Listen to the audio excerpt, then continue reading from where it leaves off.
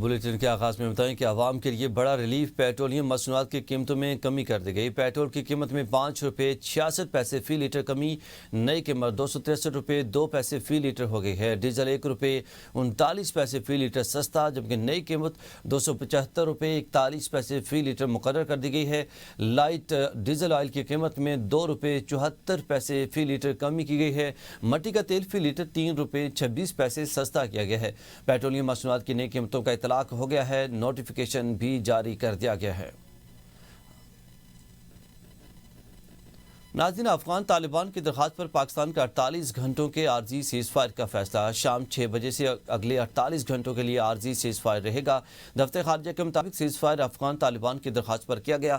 ترجمان دفتر خارجہ کا کہنا ہے کہ پاکستان اور افغان طالبان تعمیری مذاکرات کے لیے رضامند ہو چکے ہیں اور سیز فائر کے دوران تمام متعلقہ فورمز پر رابطے بحال رہیں گے۔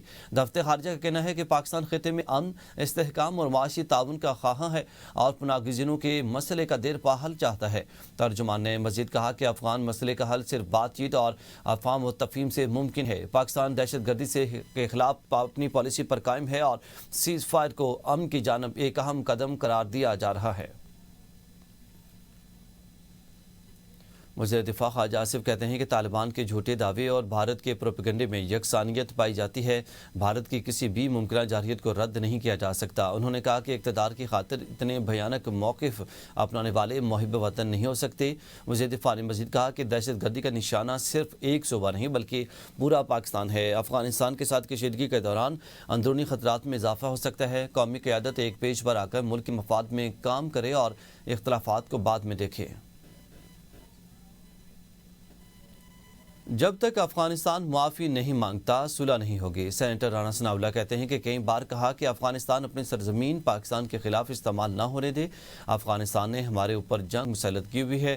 پاکستان نے افغانستان کی جارحیت کا جواب دیا، ہم نے انہیں جنگ کا مزہ چکھایا۔ افغانستان کو دہشت گردی سے باز آنا ہوگا۔ ہم کب تک اپنے جوانوں کے جنازے اٹھائیں گے؟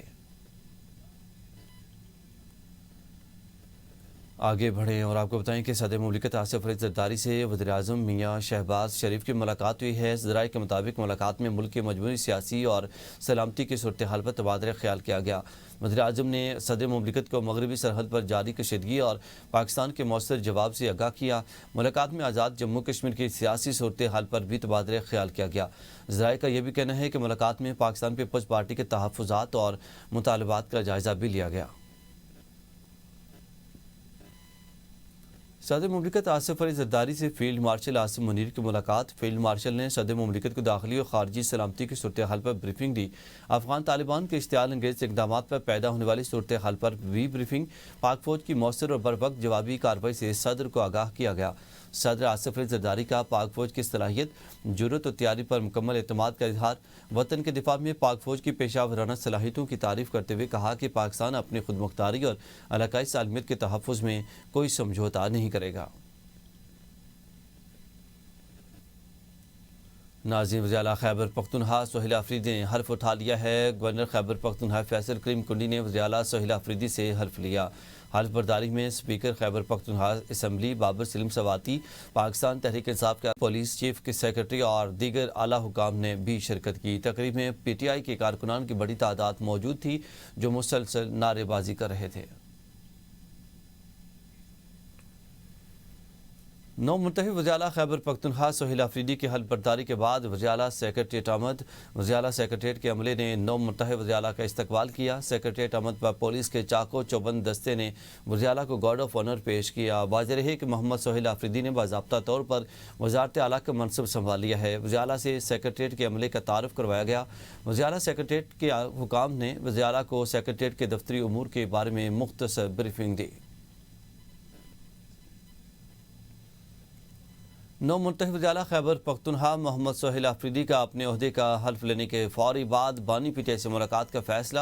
وزیر اعلیٰ کی بانی پی ٹی آئی سے ملاقات کے انتظامات کے لیے صوبائی حکومت نے وفاقی اور پنجاب حکومتوں کو باقاعدہ مراسلہ ارسال کر دیا۔ وزیر اعلیٰ نے بانی پاکستان تحریک انصاف سے ملاقات کے لیے کل 16 اکتوبر کو اڈیالہ جیل جانے کا فیصلہ کیا ہے۔ اس سلسلے میں محکمہ داخلہ خیبر پختونخوا نے وفاقی سیکرٹری داخلہ اور سیکرٹری داخلہ پنجاب کو مراسلہ ارسال کیا ہے۔ مراسلے میں کہا گیا کہ وزیر اعلیٰ کی بانی پاکستان تحریک انصاف سے ملاقات کروانے کے لیے ضروری انتظامات کیے جائیں۔ ناظرین، وزیر اعلیٰ سہیل آفریدی عہدہ سنبھالتے ہی پہلا اقدام، پی ٹی آئی کی خاتون رکن صنم جاوید کے معاملے کا نوٹس لے لیا۔ آئی جی خیبر پختونخوا کو اپنے دفتر بلا لیا، رپورٹ جمع کرانے کی ہدایت۔ حمید ذوالفقار نے اہم امور پر بریفنگ دی۔ اس موقع پر ایڈیشنل چیف سیکرٹری ہوم عابد مجید بھی موجود تھے۔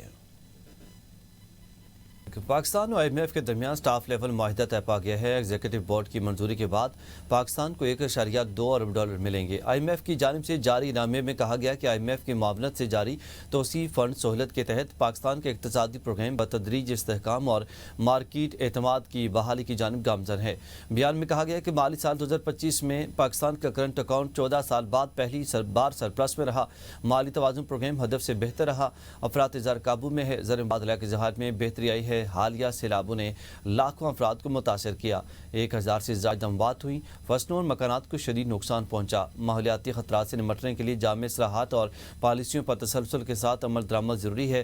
آئی ایم ایف نے اعتراف کیا کہ حکومت توانائی کے شعبے کی پائیداری اور مالی نظم و ضبط اور ساختی اصلاحات کے ایجنڈے کو آگے بڑھانے کے لیے پرعزم ہے۔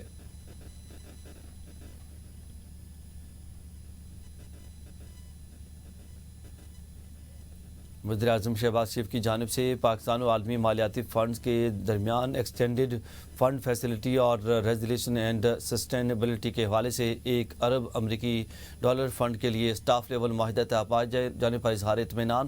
کہا کہ یہ سٹاف لیول معاہدہ پاکستان کے میکرو اکانومی کے اشاریوں میں بہتر ہونے والی عکاسی ہے اور سٹاف لیول معاہدہ عالمی مالیاتی فنڈ نے پاکستان کی تیزی سے بہتر ہوتی ہوئی معاشی صورتحال پر اعتماد کا اظہار کیا ہے۔ وزیر اعظم کا کہنا تھا کہ وزیر خزانہ، وزیر مملکت خزانہ، وفاقی سیکرٹری خزانہ اور ان کے تمام ٹیم تحسین کی مستحق ہے، جن کی محنت کی بدولت آئی ایم ایف کے ساتھ یہ معاہدہ طے پایا۔ معیشت درست سمت میں گامزن ہے۔ پاکستان کی ترقی اور خوشحالی کے لیے تمام تر اقدامات اٹھائیں گے۔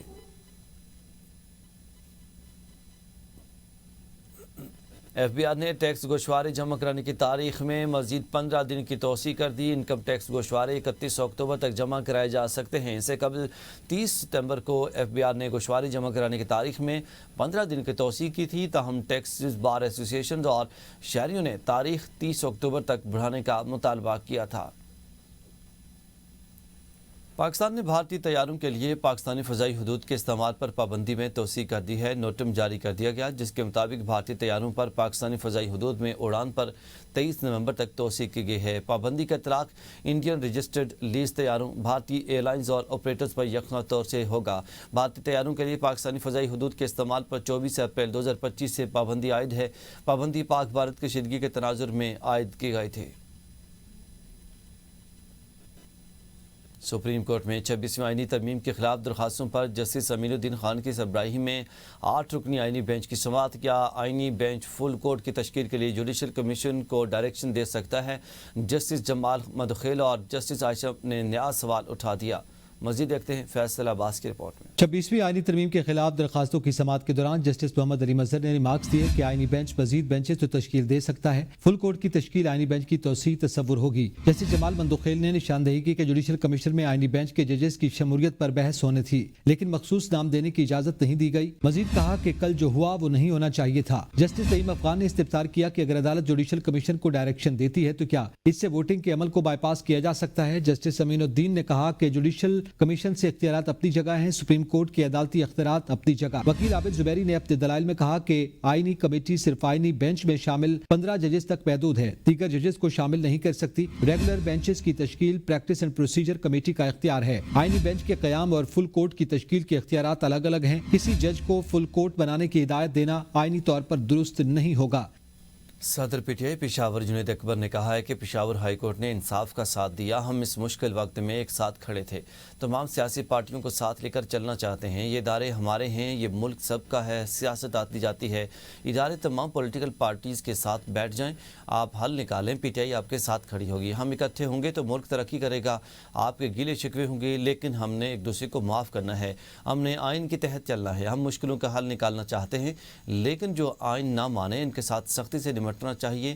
اینٹی اسٹیبلشمنٹ وہ ہو سکتے ہیں جو چاہتے ہیں عوام و اداروں کے درمیان فاصلے بڑھے۔ JUIF کے صوبائی امیر مولانا عطاء الرحمان کا کہنا ہے کہ صوبہ اس وقت بحرانی کیفیت کا شکار ہے، امن امان کی صورتحال غیر یقینی ہے۔ پشاور میں پریس کانفرنس کرتے ہوئے مولانا عطاء الرحمان کا کہنا تھا کہ موجودہ صورتحال میں آئین سے کھلواڑ کیا گیا، ہم اس پر خاموش نہیں رہیں گے۔ انہوں نے کہا کہ صوبے کے نئے وزیر اعلیٰ کا پروگرام تعلیم صحت کے بجائے قیدی 804 کی رہائی ہے، ایک غیر سنجیدہ شخص کو وزیر اعلیٰ تسلیم نہیں کر سکتے۔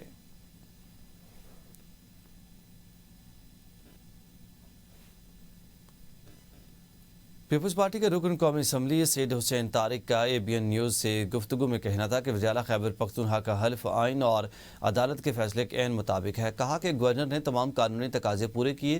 بلاول بھٹو زرداری نے درست کہا، عدالتی احکامات پر عمل ضروری ہے۔ حسین طارق نے کہا کہ عدلیہ سپریم ادارہ ہے اور اس کے فیصلوں کو ماننا ہر شہری پر فرض ہے۔ امیر جماعت اسلامی حافظ نعیم الرحمان نے کہا کہ ہمارا نظام ڈیلیور نہیں کر رہا، ہمارے نوجوان مایوس ہو کر بیرون ملک روزگار کے لیے جا رہے ہیں، ٹرمپ کی خوش آمدیں کی جا رہی ہیں۔ ایسے حکمرانوں کی وجہ سے سر شرم سے جھک جاتا ہے۔ جلسے جلوس روکنے کے لیے ریاست اپنی ریٹ قائم کرتی ہے، تعلیم و ترقی کے لیے ریاست اپنی ریٹ قائم کیوں نہیں کرتی؟ ہمیں چہروں کی نہیں نظام کی تبدیلی چاہیے۔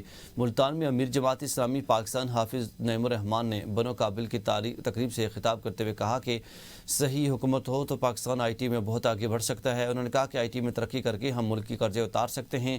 فری لانسرز کو باقاعدہ پلیٹ فارم مہیا نہیں کیے جا رہے، ہمارا سرمایہ ملک سے باہر منتقل ہو رہا۔ ملک بھر میں 2.62 کروڑ بچے اسکولوں سے باہر ہیں۔ انہوں نے کہا کہ پنجاب میں 1 کروڑ بچے اسکولوں سے باہر ہیں۔ کسی بھی سرکاری ادارے میں IT ڈگری کی فیس 80,000 روپے سے کم نہیں ہے۔ ہمیں مفت اور معیاری تعلیم چاہیے، تعلیم ریاست کی ذمہ داری ہے۔ انہوں نے مزید کہا کہ لاہور میں مینار پاکستان پر تاریخی کنونشن کریں گے، کنونشن میں چہرے نہیں نظام کی تبدیلی کا چارٹر پیش کریں گے۔ نیوز اسٹوڈیو سے اب تک کے لیے اتنا ہی۔ مزید اپڈیٹس کے لیے دیکھتے رہیے ABN نیوز۔